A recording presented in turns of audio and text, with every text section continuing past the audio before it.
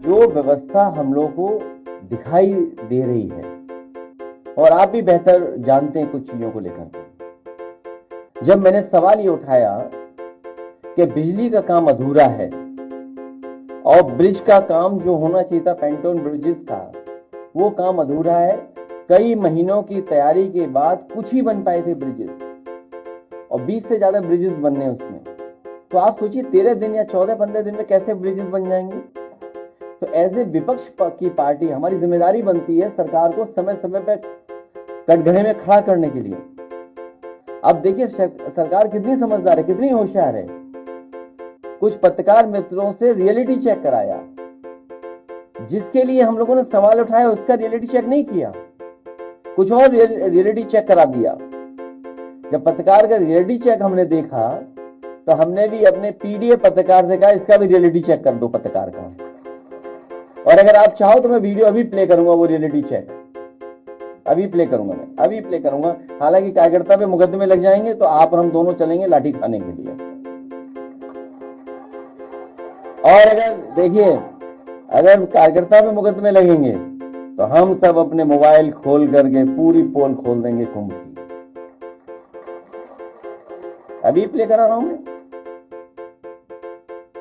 तो इसलिए हम कुंभ में, मुझे याद है जब समाजवादी सरकार में कुंभ हुआ था, उस समय जब समाजवादी सरकार का कुंभ था, उस समय प्रमुख सचिव से लेकर के और जो मंत्री लोग थे, आदरणीय अहमद हसन साहब थे, आदरणीय मोहम्मद आजम खान साहब थे, हम लोग थे, पूरी तैयारी अच्छी कराई थी, फंड भी कम थे। और उस समय जो हार्वर्ड ने स्टडी की थी, मैं तो अपने पत्रकार साथी से कहूंगा कि वो किताब मैं जरूर आपको दूंगा, जो किताब में स्टडी हुई थी और कितना अच्छा उस समय आयोजन के बारे में कहा गया था। मैं थोड़ा वक्त ले रहा था इसलिए कि वीडियो ढूंढ लिया। वो आजकल व्यवस्था है ना कि जो उड़ जाता है। मैंने वीडियो ढूंढ लिया रियलिटी चेक का। अब मैं कहूंगा आशीष जरा प्ले करना है मेरे रियलिटी चेक का। हमने अपने पत्रकार से भी रियलिटी चेक करा दिया, पत्रकार का रियलिटी चेक। इसलिए मैं उम्मीद करता हूं हमारे पत्रकार साथी हमारा सहयोग करना, क्योंकि अगर जर्मनी जाना है तो सच्चा पत्रकार बनना पड़ेगा। नहीं, सच्चा पत्रकार, परीक्षा नहीं है कोई। और ये कुंभ का सवाल तो है ही, तैयारी का सवाल।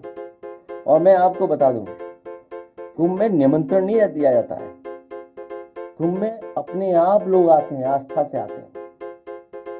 हालांकि मैं किसी के बारे में कुछ कहना नहीं चाहता हूं। जो हम लोगों ने अपने धर्म के बारे में सीखा, समझा और पढ़ा है वो यही है कि ऐसे आयोजनों में लोग स्वयं आते हैं। जो वहां करोड़ों लोग आएंगे, क्या उनको निमंत्रण दिया जाता है? वो अपने आप आते हैं। तो समझ लो ये सरकार अलग तरह की है, अब आप हमसे बेहतर जानते हो।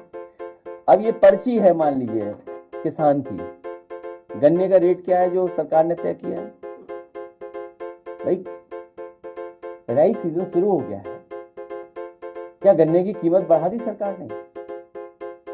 क्या गन्ने का भुगतान हो रहा है? रेट क्या तय किया सरकार ने इस राई सीजन का? जो ये सीजन चल रहा है, सरकार क्या रेट दे रही है गन्ने का किसानों का, ये बताएं। क्या रेट वो घोषित होगा जिससे उनकी आय दोगुनी हो जाएगी? और महंगाई के हिसाब से क्या आय दोगुनी हो रही है उनकी? और फिर अर्थव्यवस्था कहां पहुंचा दी? 5वें नंबर पे, 3वें नंबर पे।